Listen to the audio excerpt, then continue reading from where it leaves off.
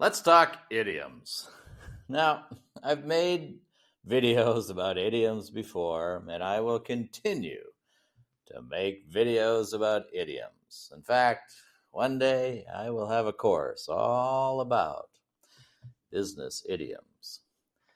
The way I look at these is that you don't have to know them, but the more time you spend speaking or listening to native speakers, you're going to hear them, and you're going to hear them all the time. Idioms are really difficult to be able to use. I think it takes years for people to comfortably use idioms. But the big advantage you can have is when you understand what idioms mean, because they come out of the mouths of native speakers really easily. They don't even think about it. They don't even think you don't know what they mean. And it's just a normal part of the vocabulary. So when you have an idea of what these mean, then it can be really helpful to you. And when we go through this, I'm going to go through my deep learning method like I always do so that you can become comfortable with these. If you don't know me, my name is Grant, and I'm an executive business English coach. And that means that for many years, I've been coaching CEOs and other business executives that are not native English speakers. And I've been trying to help them become confident so that they can be able to be the same leader in English that they are in their native language. And now I am going to take all of this and give it to you. Everything I've learned working with these wonderful CEOs and executives, I want to share it with you. And you'll see a lot more of this as we go forward. So let's try to go through 10 idioms that I think are really useful for you to understand. You can practice these with me, and I hope that you might use them. But let's go through each of them and see if you might learn something new here today. Open a can of worms. Yes, I know, that sounds crazy. If you don't know what a worm is, this is a worm right here, and this is a can of worms. But that's not really what it means. It means to start a situation that is complicated or difficult to deal with. Let's look at some example sentences that will help define that. Revisiting the old contract terms could open up a can of worms we aren't prepared to handle. Addressing the team's complaints about management might open up a can of worms. Now I want you to take a moment and try to make as many example sentences using a can of worms as you can. Let the cat out of the bag. This is a great phrase. Really common, too. What it really means is to reveal a secret or surprise by mistake. Let's look at some example sentences that'll help define this. The marketing team let the cat out of the bag about the new product launch too early. He accidentally let the cat out of the bag about the merger during the meeting. Again, let's see if you can use let the cat out of the bag. Try to make your own example sentences. What can you come up with? Throw a wrench in the works. If you don't know what a wrench is, this is a wrench. And what this means is to cause a problem or disruption that makes progress difficult. Here are some example sentences that I hope can make this easier. The new tax regulations threw a wrench in the works for our expansion strategy. The sudden resignation of the project manager really threw a wrench in the works. Again, to throw a wrench in the works, it's a great phrase. All of a sudden, something happens and it makes this big problem. How can you use it? I bet you can relate to this. Use it in different examples in your own work. To bite off more than you can chew. You see little kids doing this all the time. And what it means is to take on more work or responsibility than you can manage. Here are some example sentences. Launching 2 new products simultaneously might be biting off more than we can chew. She realized she had bitten off more than she could chew with the tight project deadlines. How can you use bite off more than you can chew? I bet you can relate to it. Jump on the bandwagon. This is a bandwagon here.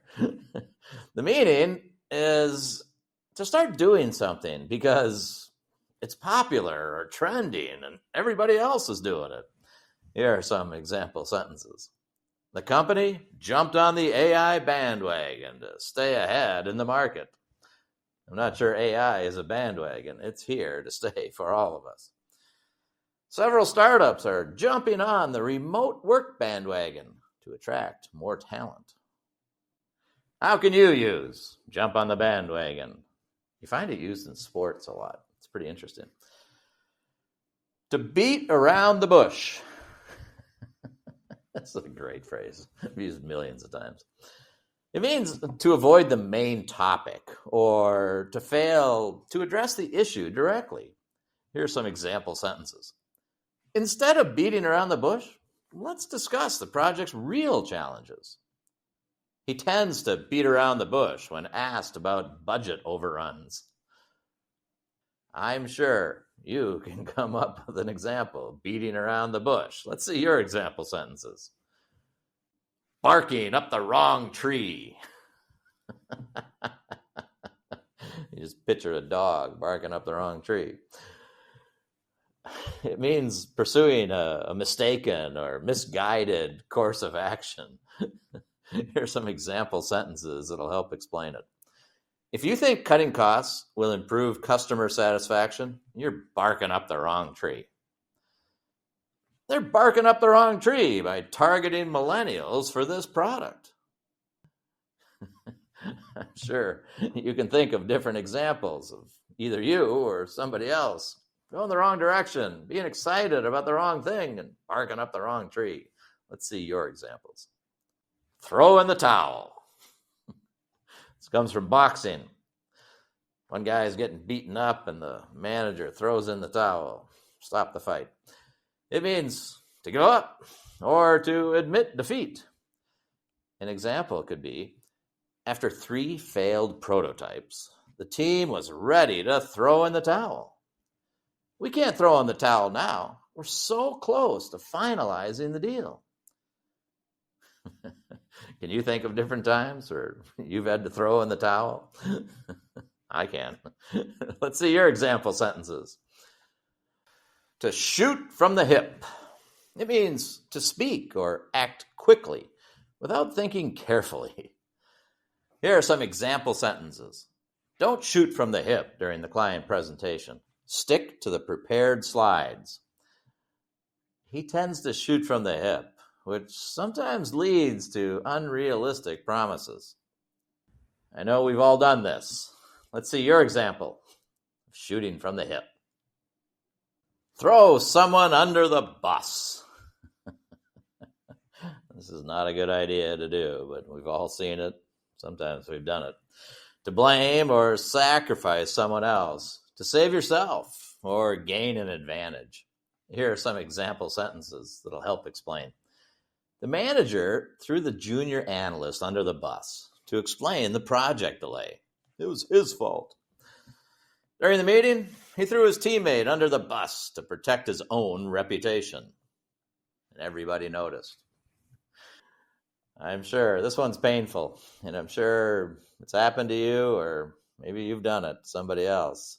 So take a moment, go through some different example sentences of you using to throw someone under the bus. You'll get a lot out of that. Okay, there's 10 kind of crazy idioms, but I've used all of these idioms many, many times during my working career. And I mean it. I've used every one of these lots of times. And so they're quite normal. Even though they sound a little bit crazy, they're quite normal. Take your time, go through these. Say them all out loud. My deep learning method is all about repeating everything I said. I give you the idiom name, I tell you what the definition is, I give you the example sentences. I ask for you to make a example sentence of your own, and then say everything out loud. Not just once, twice, until you're really confident, until it feels good coming out of your mouth. Don't worry about idioms, have fun with them. And the more idioms you learn, just the easier it is to listen to anybody, especially native speakers, speak English. Let me know your favorite idiom in the comments. Please like this video, subscribe to the channel, share your comments, and I also invite you to learn your Business English Confidence Score. You'll find the link in the description below this video.